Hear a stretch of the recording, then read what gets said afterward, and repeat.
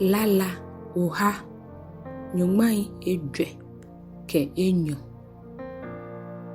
yeli ke bua mohe solemo David lalako bemneni eyetekulu lemnile solemoko mi wo mi gbe no mi blo mi che Yehowa mi ke mi gbe mi pa Yehowa fai mi fose mi komo ele mi hwe ehie mi jaje mi ha mo ile ye ehie beni mi mumoto biti ye mi mlile bo ole mi gbele mi enye loi echonchone ke temi egbeni mi nye no leno kwa mi ni nejunogbe ni o na ke moko be ni lemi aboba he upo mi moko dwe mi he ao Yehowa mi blo mi chebu mi ke ake boji mi boba he boji mi gbe fan no ye he kan loi ashipon leno fe moto e o mi blo mole eja ake abba mi shifenini jiemo mi ye mi henye loile ade eja ake amehe wafemi jiemo mi keje gbokle foi atun koni ma daboshi jaloi abole mi kepe eja ake o fe mi ejunu hallelujah lala ụgha nyumai edwe ke ete yeli ke bua mohe solemo David lalako ao Yehowa pomi solemo toe fe mo toe oha mi fai pamole here momino ye ono kwa yeli ke ojalele na oke ochulo akakojo eja ake he kan loko ye mbem ye ohie eja ake henyo lole etumi ekpatami wala hie ke moshi eha mita dumli tamomeini egbo eje mole no hewole mi mumo etobiti ye mimli mi chui efe shiklipi ye mimli mi kayo ble magbinle mi joni ni ofe le fiahi mi susuo onini na anu chumuele ahi mi hole miniji ano mi habu ye solimoni ohe kuma yo mi susu mata mo shipongbi ao Yehowa here momino oya mi mumo mi ntobiti ka anwo yi otemi keje na kaile mata mo me ni pleki oshinke ya boyin ajinde le bile hamanu osumo ni chakele eja ake bono mi hi kan hamale gbenisa ake manyenu eja ake bo mi ngo mi susuma mi ha ao Yehowa jiemo mi ye mi yenye loele ade bo ongo mi juofu ekeba mi bateye chomo mi koni mafe osumo na ani eja ake boji mi nu ha omumo papale achon mi gbe kenyi egbeteno ao Yehowa ogbe ile hiwole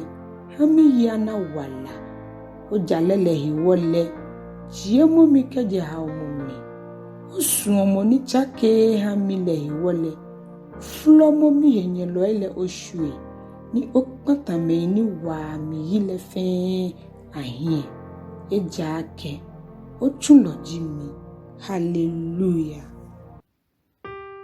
lala ụgha nyumai edwe ke edwe mancheko danyumoshi David lala ijiemo ha Yehowa mitesale moni chon mi ni jinta hu kemi wa abi no mole le jimi tesa kemi mo mi bobai mo ni wa kemi jielo mi chen kemo abo ni mi baale le eba mi mambi shi ewo mi shishi ao Yehowa meji gbomo adisa ni obuo ehe akonta lo gbomo bi ni ojon ehe gbomo le etamokoyo egbin le tamohon ni huo ao Yehowa o onwe le na shi ko ni oyishi tra mogo jile ahi koni ameje lasu. Hasra wa agbla koni ogbe ohinye loile oshwa. Chiremo ogamini bile koni obu amefui. Ba oni nemni keje mwe. Shomi koni ojie mi keje nukonkon lemni. Keje me konji aden. Meni maleo ni amewuo amenine jirono ameka amalekitale. Ao numo malalala he mahabu. Kwa inyuma sanku matra kejie oyi. Bo oha mancheme yokunim ni uherio uchulo davi yuwala. Shomi keje yuwalo klante na. Bomi keje me konji aden. Meni maleo ni amewuo amenejirono ameka amalekitale. Wabihi adra ye ameblahia. Tamochei ni aten ni amedra. Ni wabi ye lehu atamokonte ni ako ni akema manchewe. Wabongo ile ayi mobobon kenie ni shroto ife. Watoehu afofo akpekpei ke akpe nyuma ye ngano. Wachinai afo babao ameka shrake ni ameka laji. Akanu haumo blomoko ye woblohuya. Ajoma ni nane ken jomo ne. Ajoma ni Yehowa ji enyumole. Hallelujah. Lala oha nyumai edwe ke enumo. Ijie molala. Ijie molala. David lala. Maka fobo mi nyumo ke mi manche.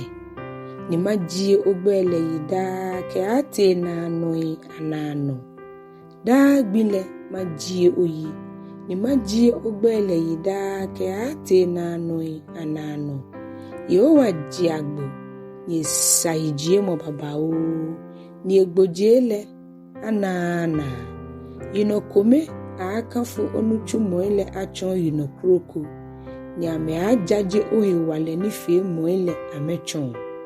Madwen onu nyam fale ke ogboje ke ona akpe nuchu moile ahi. Mei agba ohe wale nuchu moi ni yo ogbe yele. Ni majaje ogboje ele machon. Ame ajaje omni hile kpete mpilele. Ame ala ojalele hilala wa. Drolo ke mobo na loji Yehowa. Emni fumra yesumo ni chake ele fa babao. Yehowa hi hame fe. Ni musunchon le yebo ni le fe. Yehowa obo ni le fe adabushi. Ni omen kron kron le fe aji oyi. Ame awie o manche ye lile anunyam lehi. Ni ame agba ohi walele. Koni ame hagbeme adesain abi ale ohi wale nuchu moile. Ke o manche ye lile nyam ke egboje. O manche ye lile na no manche ye lini. Ni olumo ye lile hioshinke ya ino ifenu. Yehowa so me ife ni mingbe shinle. Ni ehole o me ife ni edro komole ano. Bo ni ife kwa obugbe. Ni bo oha ameni ni yebe ni sami. Ogbe ode ni oha no fe no ni hiye kato. Ke ni etao. Yehowa ja yegbe ifi amni. Ni emni hi ye enife mo ifi amni. Yehowa benke me ife ni cholele. Ebenke o me ife ni chole. E anopale minile. Me ni shiole gbe yele. Efio amenita omoni iha ame. Ebo ameblo motwe ni ehereo ameyuala. Yehowa ba me ife ni sumo lele ayi.